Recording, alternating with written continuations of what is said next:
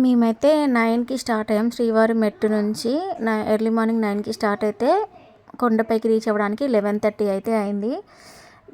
Luggage counter మనం కొండ ఎక్కగానే మనకి రైట్ సైడ్లోనే కనిపిస్తుంది.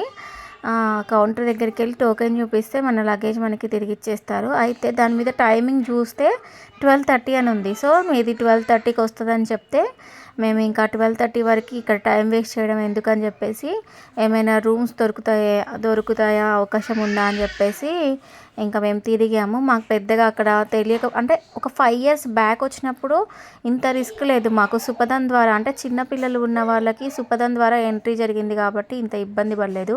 ఇక్కడ చూడండి ఈ మా అమ్మగారు అంటే ఆమె వయస్సుకి అన్ని వేల మెట్లని ఎక్కింది అంటే ఎంత భక్తి ఉండాలి మనసులో. ఇదే ఇప్పుడు మెట్టు ఎక్కిన తర్వాత అంటే లాస్ట్ అనమాట మండపం. సో ఇవి లాకర్స్ అనమాట, పిఏసి లాకర్స్ అనమాట ఇవి. ఈ పిఏసి అనే వర్డ్ని మీరు గుర్తుపెట్టుకోండి బాగా, తర్వాత నేను చెప్తాను. అయితే 11:30కి రీచ్ అయ్యాం. ఇంకా గంట టైం ఉంది. మాకు రూమ్ లేదు అండ్ నెక్స్ట్ ఎక్కడ స్టే చేయాలో తెలీదు. శ్రీవారి మెట్టు తర్వాత ఎగ్జిట్ అయిన తర్వాత రైట్ సైడ్ సిఆర్ఓ ఆఫీస్ ఉంటుంది, గుర్తుపెట్టుకోండి. మనం బయటకు వచ్చిన తర్వాత రైట్ సైడ్ సిఆర్ఓ ఆఫీస్ ఉంటుంది. సిఆర్ఓ ఆఫీస్ దగ్గరికి వెళ్తే ఛాన్స్ ఉంటే రూమ్ దొరికే ఛాన్స్ అయితే ఉంటుంది. మనం ఆధార్ కార్డ్ పక్కాగా తీసుకొని వెళ్ళాలి మనతో పాటు. మేము వెళ్ళేసరికి 12 అయింది అక్కడికి రీచ్ అయ్యేసరికి. సో అక్కడ 12కి క్లోజ్ చేసేసిండ్రు, రూమ్స్ కూడా లేవని చెప్పారు. ఇంకా నెక్స్ట్ ఏం చేసామంటే పిఏసి అని ఇందాక చెప్పా కదా, జస్ట్ లాకర్స్ అనమాట అవి. మన బ్యాగ్స్ అందులో వేసి లాక్ చేసుకొని వెళ్ళొచ్చు. ఫ్రెష్ అప్ కావడానికి చాలా మంచి ఫెసిలిటీస్ అయితే ఉన్నాయి. మేము పిఏసిలో ఒక లాకర్ తీసుకున్నాము. సో ఆ పిఏసిలో లాకర్ తీసుకొని ఆ లాక్ కీ తీసుకొని మళ్ళీ శ్రీవారి మెట్టు దగ్గర అంటే లగేజ్ కౌంటర్ దగ్గరికి వెళ్ళి మా బ్యాగ్స్ తీసుకొని మళ్ళీ సిఆర్ఓ ఆఫీస్కి వచ్చి అక్కడి నుంచి కోనేరు దగ్గరికి వెళ్ళాము. కోనేరు దగ్గరికి వెళ్ళే ముందు మా హస్బెండ్ తలనీలాలు ఇచ్చారు. సో కోనేరు దగ్గరికి వెళ్ళి ఫ్రెష్ అప్ అయ్యి వరాహస్వామి దర్శనం చేసుకొని బ్యాగ్స్ తీసుకొచ్చి మళ్ళీ మా పిఏసి లాకర్లో పెట్టి లాక్ చేసుకొని ఇంకా మేము దర్శనానికి అయితే బయలుదేరాము. మేము మెట్ల మార్గంలో వచ్చేటప్పుడే మాకు ఇన్స్ట్రక్షన్స్ ఇచ్చారు. ఏంటంటే శ్రీవారి మెట్టు మార్గంలో టోకెన్స్ అయిపోయినాయి కాబట్టి వైకుంఠం ద్వారా క్యూ లైన్లో ఎంటర్ కావాలి మీరు. వైకుంఠం 2 నుంచి మీరు వెళ్ళండి అని చెప్పేసి అనౌన్స్మెంట్ ఇచ్చారు. సో మేము ఇంకా దర్శనానికి సిఆర్ఓ ఆఫీస్ దగ్గర ఎక్కేసి డైరెక్ట్ ఉచిత దర్శనం దగ్గర దిగాము. ఉచిత దర్శనం దగ్గరికి లోపలికి ఎంట్రన్స్ గేట్ నుంచి లోపలికి వెళ్ళాక రైట్ సైడ్ వెళ్ళాలన్నమాట. అటువైపు ఉంటుంది వైకుంఠం క్యూ లైన్. సో ఆ రైట్ సైడ్ వెళ్ళి మాకు టోకెన్ దొరికింది అక్కడ. మళ్ళీ అక్కడ టోకెన్ తీసుకున్న తర్వాత లోపలికి ఎంటర్ అయ్యాము. మేము ఎగ్జాక్ట్గా దర్శనానికి ఎంటర్ అయింది 4 గంటలకు సాయంత్రము. లైన్లో నిల్చొని 5కి కంపార్ట్మెంట్లో ఉంచారండి, లాకేశారు. ఈవినింగ్ 5కి కంపార్ట్మెంట్లో ఉంటే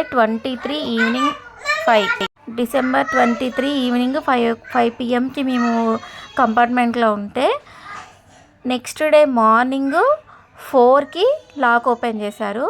మేము ఇక్కడ చేసిన పెద్ద మిస్టేక్ ఏంటి అంటే స్వెటర్స్ కానీ కనీసం బెడ్షీట్స్ కానీ ఏమీ తీసుకోకుండా క్యూకి ఎంటర్ అంటే దర్శనం లైన్లో నిల్చున్నాము. కానీ అట్లా అస్సలు చేయకండి. వెదర్ ఎప్పుడు ఎట్లయినా చేంజ్ అవ్వచ్చు.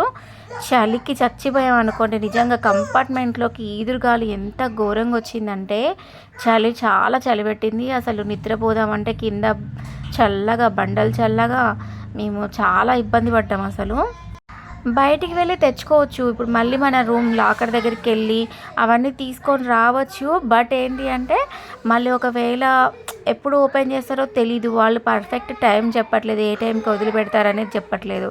సో ఇంకా మళ్ళీ రిస్క్ ఎందుకు తీసుకోవడం అని చెప్పేసి ఇంకా మేమైతే ఆ చలికి వణుకుతూ అసలు నిద్ర లేకుండా నైట్ అంతా అక్కడ స్టే చేసాము. బట్ అక్కడ నిద్ర చేసినట్టు కూడా ఉంటుంది మీరు కనుక ఈ క్యూ లైన్లో కనుక నిల్చుంటే. స్వామివారి సన్నిధిలో నిద్ర చేయడం అనేది అంత తేలికైన విషయం కాదు కాబట్టి సో మేము ఇక్కడ 4కి లాక్ ఓపెన్ చేస్తే 5 కల్లా దర్శనం కంప్లీట్ అయిపోయింది మాది. నెక్స్ట్ 5కి కంప్లీట్ అయ్యే టైంలో కూడా చాలా బాగా జరిగింది. సుప్రభాత సేవ అంటారు కదా, అట్లా జరిగింది. అసలు చాలామందికి తెలియని విషయం ఏంటంటే 1 ఇయర్ లోపు పిల్లలు, చిన్న పిల్లలు ఉన్న వాళ్ళకి సుపదం ద్వారా దర్శనం అనేది తొందరగా అయిపోతుంది. టికెట్స్ కనుక బుక్ చేసుకొని వస్తే చాలా ప్రశాంతంగా చేసుకోవచ్చు దర్శనం. అన్ఎక్స్పెక్టెడ్గా వస్తే మాత్రం కొంచెం స్ట్రగుల్ అవ్వాల్సి వస్తుంది. ఆ స్ట్రగుల్ని కూడా మనం ఒక ఇదిగా చేంజ్ చేసుకోవచ్చు. అంటే ఒక టైం ప్రకారం సేవ్ చేసుకోవచ్చు టైంని. నేను ఇది థర్డ్ టైం తిరుపతికి రావడం. ఫస్ట్ అయితే అలిపిరి మెట్ల ద్వారా వెళ్ళాము, సెకండ్ సుపదమ ఎంట్రీ జరిగింది, ఇప్పుడు శ్రీవారి మెట్టు మార్గం ద్వారా వెళ్ళాము. అయితే మీకు ఆల్రెడీ పిఏసి గురించి చెప్పా కదా. పిఏసి అనేది ఒక లాకర్ రూము. సిఆర్ఓ ఆఫీస్ ఏంటి అంటే మనకి రూమ్స్ ఏమైనా ఉంటే ప్రొవైడ్ చేస్తారనమాట. రూమ్స్ ప్రొవైడ్ వితౌట్ మనం ఎలాంటి బుకింగ్స్ చేసుకోకుండా వస్తే ఇవన్నీ మనకు ఉపయోగపడతాయి. లేదు మీరు ముందే అన్నీ టికెట్స్ బుక్ చేసుకుంటే మాత్రం, దర్శనం టికెట్స్ బుక్ చేసుకుంటే ఇంత ఇబ్బంది పడాల్సిన అవసరం అయితే ఉండదు. సో ఫైనల్గా అయితే దర్శనం జరిగేటప్పుడు మాత్రం చాలాసేపు అయితే మేము స్వామివారిని అయితే చూడడం జరిగింది. అంటే వెండి దర్వాజా దాటి బంగారు వాకిల్లోకి అడుగుపెట్టి ఎప్పుడైతే అంటే మనకి వ్యూ అనేది స్టార్ట్ అవుతుందో అక్కడి నుంచి, ఆ గోపురం దగ్గర నుంచి లోపలి వరకు స్వామివారిని చాలా తీక్షణంగా చూసుకుంటూ వెళ్ళేంత టైం అయితే మాకు దొరికింది. అది చాలా అదృష్టం అనిపించింది నాకైతే. మేము అన్ని గంటలు దర్శనం కోసం వెయిట్ చేసినందుకు దర్శనం అయితే చాలా బాగా జరిగింది అనుకుంటా మేబీ.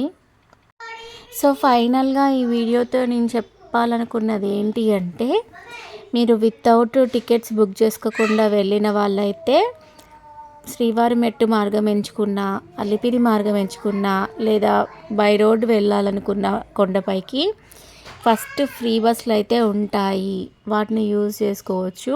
లేదు మేము అంత రిస్క్ తీసుకోలేము, అంత క్లౌడ్లో మేము వెళ్ళలేము అంటే మాత్రం 100 రూపీస్ ఛార్జ్ చేస్తారు, కొండపైకి తీసుకెళ్తారు. బస్సెస్ కూడా ఉంటాయి, మనం అమౌంట్ పే చేస్తే 90 రూపీస్ ఈచ్ పర్సన్కి.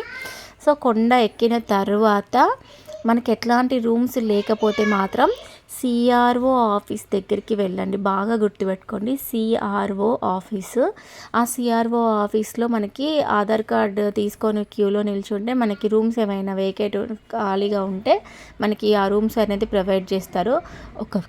ఒకవేళ మీకు రూమ్స్ కూడా దొరకకపోతే మీ లగేజ్ మొత్తాన్ని ఆ పిఏసి అనే దానికి సిఆర్ఓ ఆఫీస్కి కొంచెం ముందుకి వాక్ చేసుకుంటూ వెళ్తే పిఏసీస్ కనిపిస్తాయి.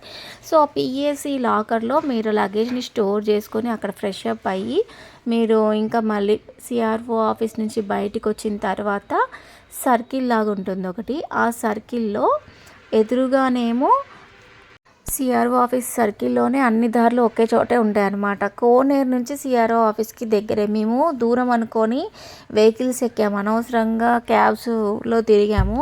పైన తిరగడానికి ఛార్జెస్ ఎక్కువ అయ్యాయి మాకు. ఇంకా డిపార్ట్మెంట్ వాళ్ళకి గరుడ అని చెప్పేసి ఒకటి రెస్ట్ హౌస్ ఇస్తారని చెప్పేసి అంటే అక్కడ కూడా వెళ్ళి మాట్లాడాము. బట్ అది ఓన్లీ ఏపీ పోలీస్కి. ఒకసారి క్లౌడ్ ఎక్కువగా ఉండడం వల్ల నెట్టేస్తూ ఉంటారు. ఎన్ఆర్ఐస్ ఎవరైనా వస్తే ఇండియాకి 30 days లోపు దర్శనానికి వెళ్ళడానికి ఫెసిలిటీస్, టోకెన్స్, టికెట్స్ ఇస్తారట. ఆ ఫెసిలిటీ కూడా ఉందంట.